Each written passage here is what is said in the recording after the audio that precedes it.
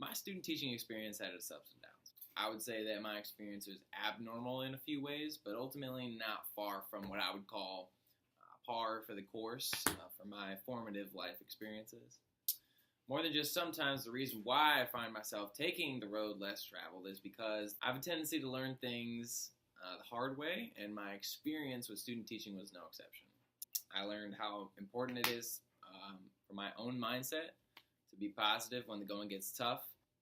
I could view my entire student teaching experience with scorn through a negative lens, but that would leave out the best parts, which were my relationships with students and other educators inside the school. I was fortunate enough not to have one, not two, but three cooperating teachers during my time at Clay High School. I wanted to feel like that I was just as good at student teaching as anyone else that I was student teaching with at the time, and taking off some of the responsibilities from my plate made me feel insignificant.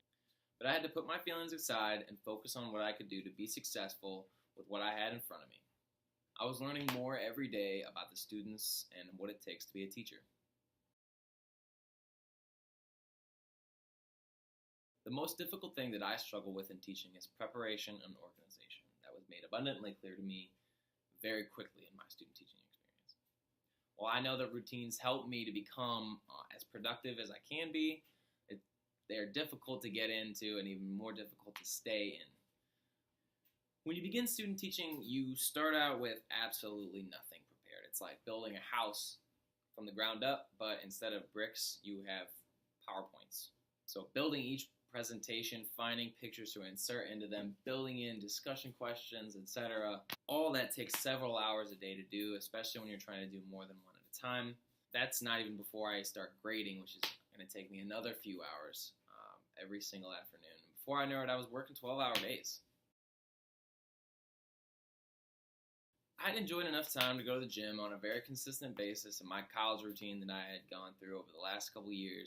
I've taken an interest in Olympic weightlifting, which takes a lot of practice to perfect the techniques involving with avoiding injury and also maximizing the amount of load that you can stabilize over your head. It's not really uncommon for me to spend maybe an hour to an hour and a half at the gym every time when I go in to do the lifts, which is 4 to 5 times a week.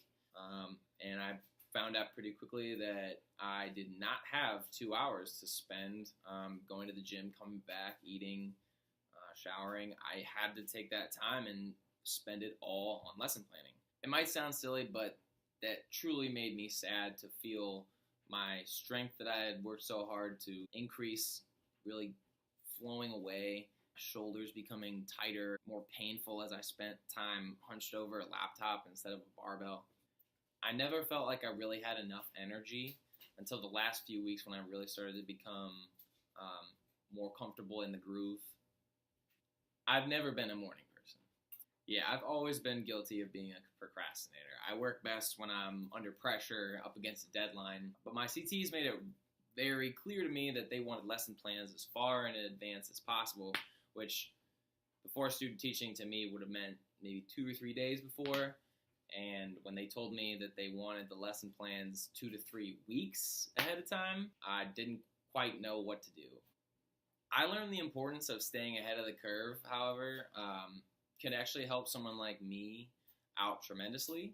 One of my biggest strengths as a teacher is my ability to think on my feet and make situations that arise and things that kids say into teaching moments. And I learned by the end of my student teaching that if I know what my ultimate goal of my lesson is, where I'm really going, where I'm headed, I can take those moments and actually maximize, use them more effectively so more of my class is engaged rather than just half. If as many variables as possible are in place, I can actually be more creative in my interactions with those students. In talking with other teachers, I didn't really know how to, as they said, flip the switch on them. I'm really not the kind of person that raises their voice or feels disrespected very quickly. It took me a while to understand that being firm with the students and taking that hardline stance on enforcing rules actually helps the rest of the students to feel more comfortable in my class, more so than it does to make that one kid feel ostracized or singled out.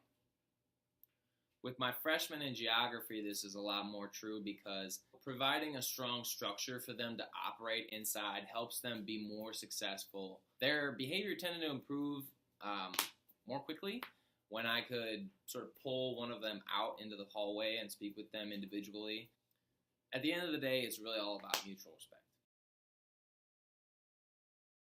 My favorite part about teaching is the kids. My kids are very important to me.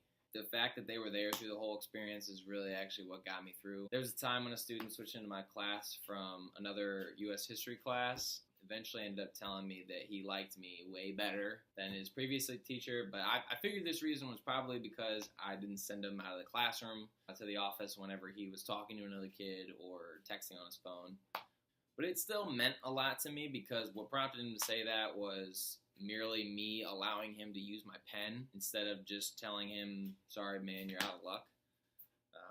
It meant a lot to me at the time. It made me feel validated. It made me feel like I actually belonged in that place. I really can't express how much those interactions with my students meant to me. They really kept me going during student teaching. Obviously, I didn't get them on a daily basis, but even once or twice a week when a kid would smile, laugh at a joke, that I would say that really, really helped me out. And it's really what I look forward to most in my classroom, having that kind of impact on a student on a daily basis. I truly cannot wait to get my own classroom. I want to feel responsible, be responsible for my own space, make it a place where my students feel comfortable being themselves, which really what I've seen is students aren't comfortable being anything but themselves, and you will see that if they aren't comfortable. But when they're being themselves, you can really see that they're truly present with the class, they're looking at you, they're engaging with their peers, and that's really hard to achieve for the full class, but it's a challenge I can't wait to conquer.